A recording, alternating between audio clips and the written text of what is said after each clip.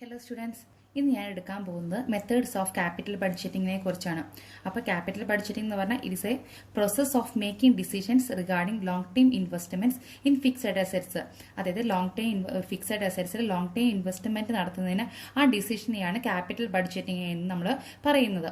ഇനി രണ്ട് മെത്തേഡാണുള്ളത്. അത് ക്യാപിറ്റൽ ബഡ്ജറ്റിംഗ് കാൽക്കുലേറ്റ് ചെയ്യാൻ വേണ്ടി രണ്ട് മെത്തേഡ്സ് ആണുള്ളത്. ഒന്ന് ട്രഡീഷണൽ മെത്തേഡും രണ്ടാമതാണ് ഡിസ്കൗണ്ടഡ് ക്യാഷ് ഫ്ലോ മെത്തേഡ്. ഇന്ന് എടുക്കാൻ പോകുന്നതാണ് ട്രഡീഷണൽ മെത്തേഡ്സ്. ഈ ട്രഡീഷണൽ മെത്തേഡ് എന്ന് പറഞ്ഞു കഴിഞ്ഞാൽ ഒരു കൊല്ലത്തിന്റെ അവസാനം എത്ര ക്യാഷ് നമുക്ക് കിട്ടും, ഒരു ഇൻവെസ്റ്റ്മെന്റ് നടത്തി കഴിഞ്ഞാൽ എത്ര ക്യാഷ് കിട്ടും, അത് കണ്ടുപിടിക്കാനാണ് ട്രഡീഷണൽ മെത്തേഡ് നമ്മൾ യൂസ് ചെയ്യുന്നത്. ഈ മെത്തേഡ് എപ്പോഴും ടൈം വാല്യൂ ഓഫ് മണിനെ ഇഗ്നോർ ചെയ്യും. ഇതാണ് ട്രഡീഷണൽ മെത്തേഡിന്റെ പ്രത്യേകത. ഈ ട്രഡീഷണൽ മെത്തേഡിൽ തന്നെ നമുക്ക് രണ്ട് മെത്തേഡാണ് ഉള്ളത്. ഒന്ന് പേ ബാക്ക് പീരിയഡ് മെത്തേഡും രണ്ടാമത് average rate of return method. ഇന്ന് എടുക്കുന്നതാണ് പേ ബാക്ക് പീരിയഡ്. ഈ പേ ബാക്ക് പീരീഡിനെ നമുക്ക് പേ ഔട്ട് പീരീഡ് മെത്തേഡ് അല്ലെങ്കിൽ പേ ഓഫ് പീരീഡ് എന്ന് നമുക്ക് പറയും. പേ ബാക്ക് പീരീഡ് എന്ന് പറഞ്ഞാൽ is the time period required to recover or recoup the initial invested in a project. അതായത് ഒരു പ്രൊജക്റ്റ് തുടങ്ങാൻ വേണ്ടി നമുക്ക് ഒരു ലക്ഷം രൂപ നമുക്ക് ചിലവായി. ഈ ഒരു ലക്ഷം രൂപ എത്ര നാളത്തിനുള്ളിലാണ്, എത്ര ടൈം പീരീഡിനുള്ളിലാണ് ഒരു കമ്പനി റിക്കവർ ചെയ്യുന്നത് അല്ലെങ്കിൽ റീകൂപ്പ് ചെയ്യുന്നത്, അതിനെയാണ് പേ ബാക്ക് പീരീഡ് എന്ന് നമ്മൾ പറയുന്നത്. ഈ പേ ബാക്ക് പീരീഡ് കാണാനുള്ള formula cost of project divided by annual cash inflow before depreciation and after tax. അതായത് നെറ്റ് പ്രോഫിറ്റിൽ നിന്ന് ടാക്സ് കൊടുത്തും അതുപോലെ തന്നെ ബിഫോർ ഡിപ്രീസിയേഷനുള്ള ഒരു എമൗണ്ട് വെച്ചിട്ടാണ് നമ്മൾ പേ ബാക്ക് പീരീഡ് കണ്ടുപിടിക്കേണ്ടത്. ഈ പേ ബാക്ക് പീരീഡിന് നമുക്ക് രണ്ട് സിറ്റുവേഷൻസ് ആണുള്ളത്. ഒന്നാമത്തെയാണ് when annual cash inflow is constant. അതായത് ആനുവൽ ക്യാഷ് ഇൻഫ്ലോ എപ്പോഴും കോൺസ്റ്റന്റ് ആയിരിക്കും. അതായത് ഇപ്പോൾ ഒരു എക്സാമ്പിൾ പറയുകയാണെങ്കിൽ ഒരു കമ്പനി ഇൻവെസ്റ്റ് ചെയ്തത് 1,00,000 രൂപ. ഈ 1,00,000 രൂപയ്ക്ക് ആദ്യത്തെ കൊല്ലം നമുക്ക് കിട്ടിയത് 50,000. അങ്ങനെ തന്നെ ഒരു 8 കൊല്ലം നമുക്ക് ഒരു 50,000 തന്നെ, അതായത് എല്ലാ കൊല്ലവും ഒരു 50,000 തന്നെയാണ് നമുക്ക് കിട്ടുന്നതെങ്കിൽ അതിനെയാണ് പറയുന്നത് ക്യാഷ് ഇൻഫ്ലോ ഈസ് കോൺസ്റ്റന്റ് എന്ന് പറയുന്നത്. ഇനി നമുക്കൊരു ക്വസ്റ്റ്യനിലേക്ക് കടക്കാം. ആദ്യത്തെ question: A project cost rupees 5 lakh and yield annually a profit of rupees 80,000 after depreciation. നമുക്ക് ആഫ്റ്റർ ഡിപ്രീസിയേഷൻ ആണ് ഇവിടെ ക്വസ്റ്റ്യനിൽ തന്നിരിക്കുന്നത്. എന്നാൽ നമുക്ക് ആദ്യം കണ്ടുപിടിക്കേണ്ടത് എന്താ? ബിഫോർ ഡിപ്രീസിയേഷനിലാണ് നമ്മുടെ ഫോർമുലയിൽ. അത് നമ്മളൊന്ന് ശ്രദ്ധിച്ചിരിക്കണേ. at the rate 12%, but before tax of 50%, calculate payback period. നമ്മുടെ ഫോർമുലയിൽ നമുക്ക് cash flow before depreciation and after tax ആണ് കണ്ടുപിടിക്കേണ്ടത്. എന്നാൽ ഈ ക്വസ്റ്റ്യനിൽ തന്നിരിക്കുന്നത് ആഫ്റ്റർ ഡിപ്രീസിയേഷനോ അതുപോലെ തന്നെ ബിഫോർ ടാക്സോ ആണ് നമുക്ക് തന്നിരിക്കുന്നത്. അത് നമ്മളൊന്ന് ശ്രദ്ധിക്കണം. അപ്പോൾ ആദ്യം തന്നെ നമുക്ക് എന്താ ചെയ്യേണ്ടത്? Profit after tax and before depreciation നമ്മൾ കണ്ടുപിടിക്കണം. ആദ്യം തന്നെ calculation of annual cash inflow നമുക്ക് ബിഫോർ ടാക്സ് ആണ് തന്നിരിക്കുന്നത്. അപ്പോൾ നമ്മൾ എന്ത് ചെയ്യണം? അതിൽ നിന്ന് ആഫ്റ്റർ ടാക്സ് ആണ് നമ്മൾ കണ്ടുപിടിക്കേണ്ടത്. അതായത് profit before tax 80,000, that is mention in the question. അതിൽ നിന്ന് ടാക്സ് എന്ന് പറഞ്ഞാൽ നമുക്ക് 50% ആണ്. 50%, അതായത് 80,000-ൻ്റെ 50% മീൻസ് 40,000. അപ്പോൾ നമുക്ക് 40,000 നമുക്ക് ബാലൻസ് കിട്ടും. അതാണ് പാറ്റ്, പ്രോഫിറ്റ് ആഫ്റ്റർ ടാക്സ്. ഇനി നമുക്ക് ഡിപ്രീസിയേഷൻ ആഡ് ചെയ്യണം. കാരണം നമുക്ക് ആഫ്റ്റർ ഡിപ്രീസിയേഷൻ ആണെന്ന് ക്വസ്റ്റ്യനിൽ തന്നിരിക്കുന്നത്. നമുക്ക് കണ്ടുപിടിക്കേണ്ടത് ബിഫോർ ഡിപ്രീസിയേഷൻ ആണ്. അതുകൊണ്ടാണ് നമ്മൾ ഡിപ്രീസിയേഷൻ ആഡ് ചെയ്യുന്നത്. 12%. അതും ഒരു പ്രൊജക്റ്റിൻ്റെ കോസ്റ്റ് എന്ന് പറഞ്ഞു കഴിഞ്ഞാൽ 5 ലക്ഷമാണ്. 5 ലക്ഷത്തിൻ്റെ 12%.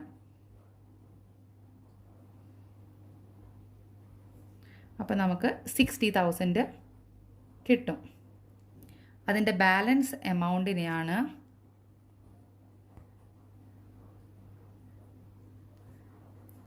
Profit after tax but before depreciation. അപ്പോൾ ഈ എമൗണ്ട് ആണ് നമുക്ക് annual cash inflow before depreciation and after tax.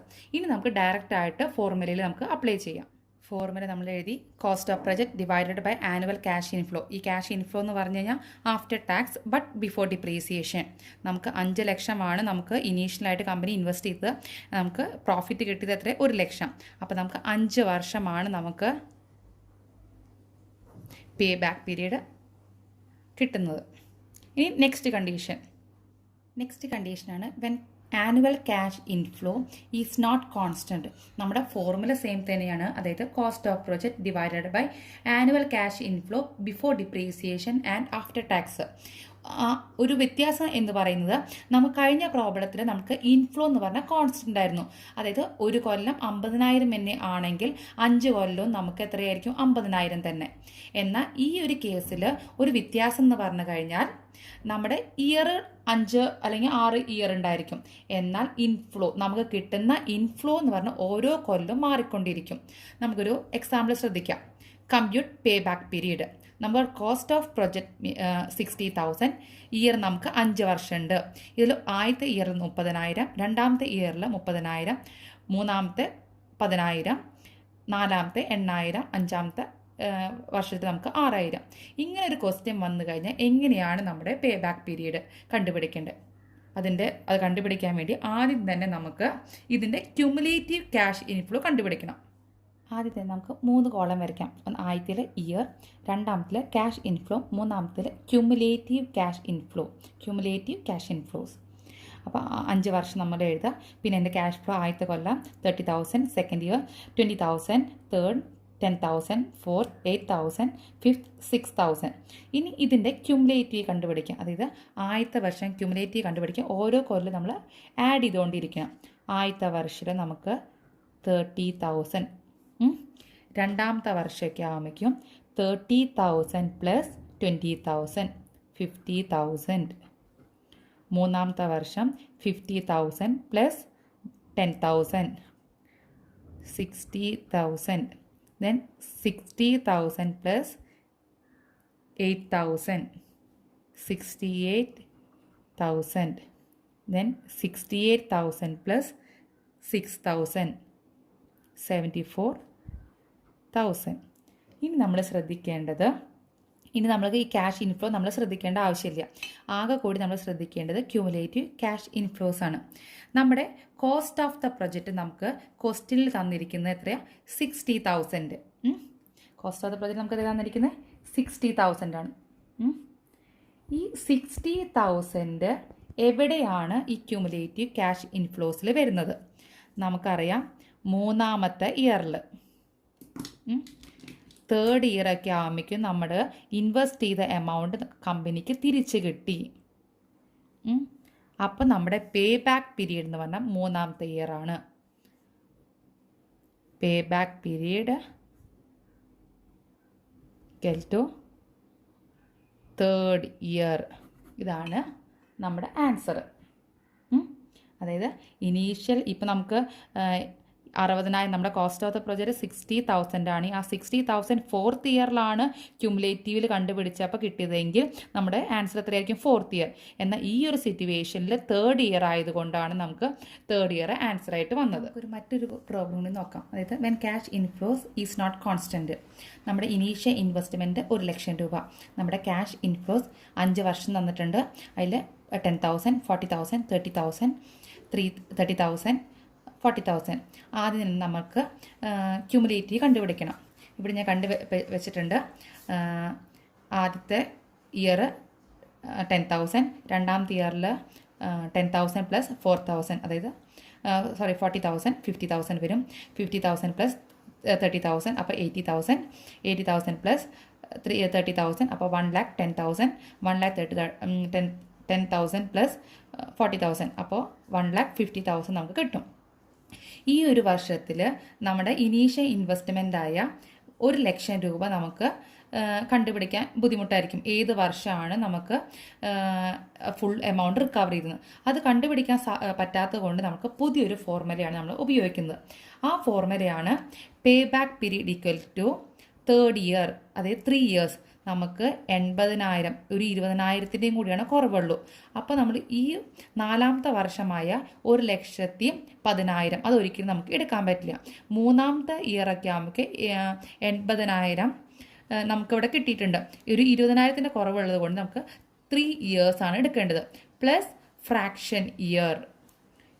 Fraction year കണ്ടുപിടിക്കാൻ വേണ്ടിയിട്ട് amount to be recovered in 4th year divided by cash inflows of 4th year. അതായത് 4ാമത്തെ ഇയറിൽ നമുക്ക് ഫുള്ളായിട്ട് നമുക്ക് റിക്കവർഡ് ആയിട്ടുണ്ട്. പക്ഷേ 10,000 കൂടി നമുക്ക് എക്സ്ട്രാ കിട്ടിയത് കൊണ്ടാണ് ഇവിടെ 4th ഇയർ എന്ന് കൊടുത്തിരിക്കുന്നത്. അപ്പോൾ amount to be recovered in the 4th year, fraction year കണ്ടുപിടിക്കാൻ amount to be recovered in the 4th year. 4th ഇയറിൽ നമുക്ക് എത്രയും കൂടി നമുക്ക് അതായത് കിട്ടാനുണ്ട്.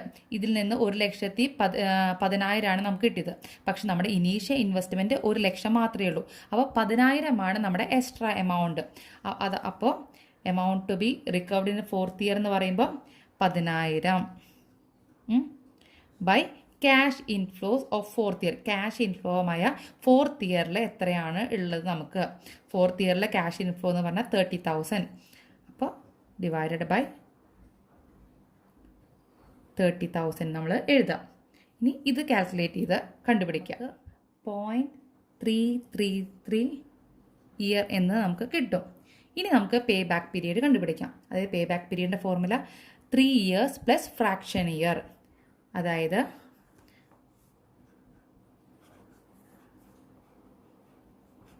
പേ back period equal to 3 year plus fraction year എന്ന് കണ്ടുപിടിച്ച് നമ്മൾ 0.33.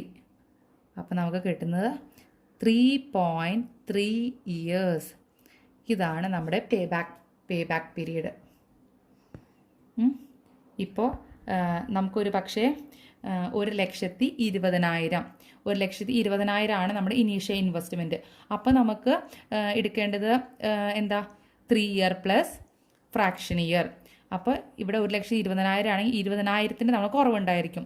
അപ്പോൾ നമ്മുടെ amount to be recovered for the in 4th year എന്ന് പറഞ്ഞാൽ നമ്മൾ 20,000 കൊടുക്കും. പിന്നെ ക്യാഷ് ഇൻഫ്ലോസ് ഇപ്പോൾ 30,000, അതായത് 30,000 നമ്മുടെ ക്യാഷ് ഇൻഫ്ലോ 4th ഇയറിൽ. അപ്പം 30,000 അങ്ങനെ ഇത് ഡിവൈഡ് ചെയ്ത് ആ എമൗണ്ട് കണ്ടുപിടിക്കുക. അതിനുശേഷം പേ ബാക്ക് പീരീഡ് നമ്മൾ അതായത് 3 ഇയർ പ്ലസ് ഫ്രാക്ഷൻ ഇയർ രണ്ടും ആഡ് ചെയ്ത് നമുക്ക് പേ ബാക്ക് പീരീഡ് കിട്ടും. നമുക്ക് improvements to pay back period.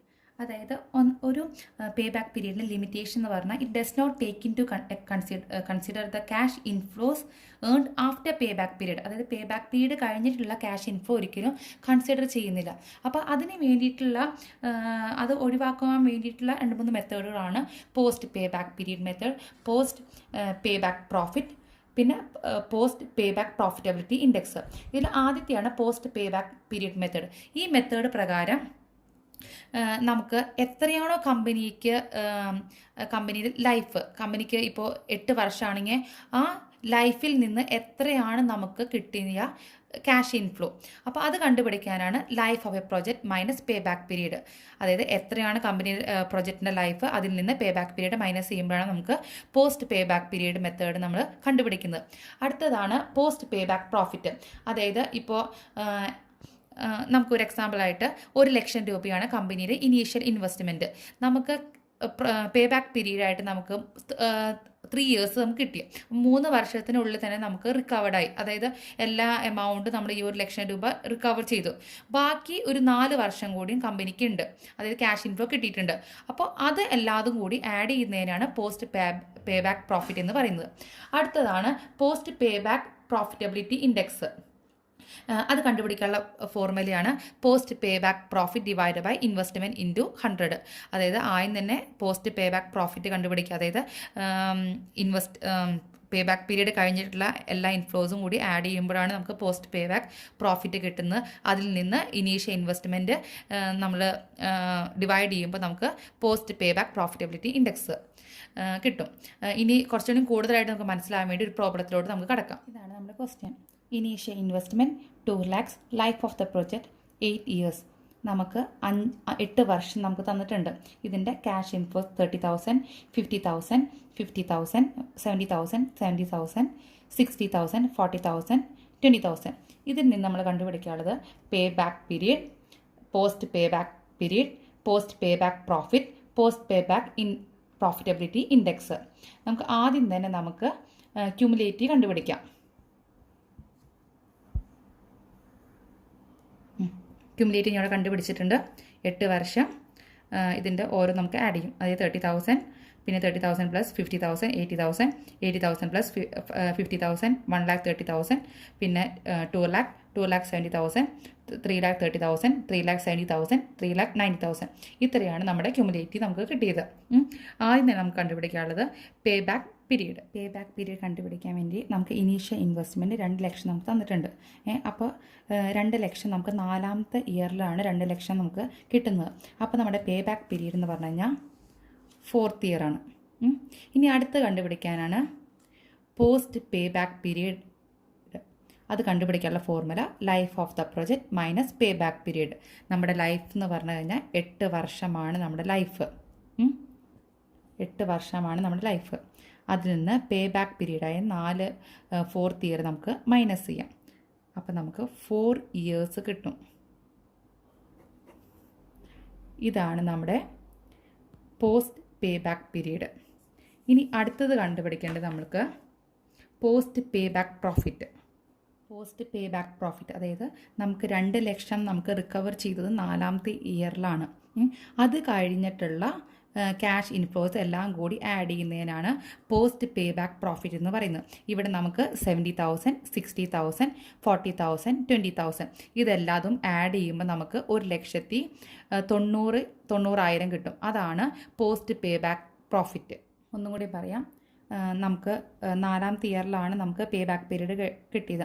അതിനുശേഷം നമുക്ക് ടോട്ടൽ നമുക്ക് 8 വർഷമാണുള്ളത്. ഇനി നമുക്ക് 4 വർഷത്തെ കൂടി നമുക്ക് ആഡ് ചെയ്യാനുണ്ട്. അപ്പോൾ 5ാമത്തെ വർഷമായ cash inflow 70,000 5th year, 6th ഇയറിൽ 60,000, 7th ഇയറിൽ 40,000, 8th ഇയറിൽ ക്യാഷ് ഇൻഫ്ലോ എന്ന് പറഞ്ഞാൽ 20,000. ഇതെല്ലാതും ആഡ് ചെയ്യുമ്പോൾ നമുക്ക് പോസ്റ്റ് പേ ബാക്ക് പ്രോഫിറ്റ് കിട്ടും. ഇനി അടുത്തതാണ് post pay back profitability index. ഇത് കാണാനുള്ള formula post pay back profit divided by investment into 100. Post pay back profitability index equal to post pay back profit divide by investment into 100. ഇവിടെ നമുക്ക് post pay back profit നമ്മൾ കണ്ടുപിടിച്ചിട്ടുണ്ട്. അതായത് 1,90,000. അതിൽ നിന്ന് initial ഇൻവെസ്റ്റ്മെൻറ്റായ 2 ലക്ഷം നമ്മൾ divide ചെയ്യണം. അപ്പോൾ നമുക്ക് എത്ര കിട്ടും? 95%. ഇതാണ് post pay back profitability index. ഇങ്ങനെയാണ് ഈ പ്രോബ്ലം ചെയ്യേണ്ടത്. Thank you.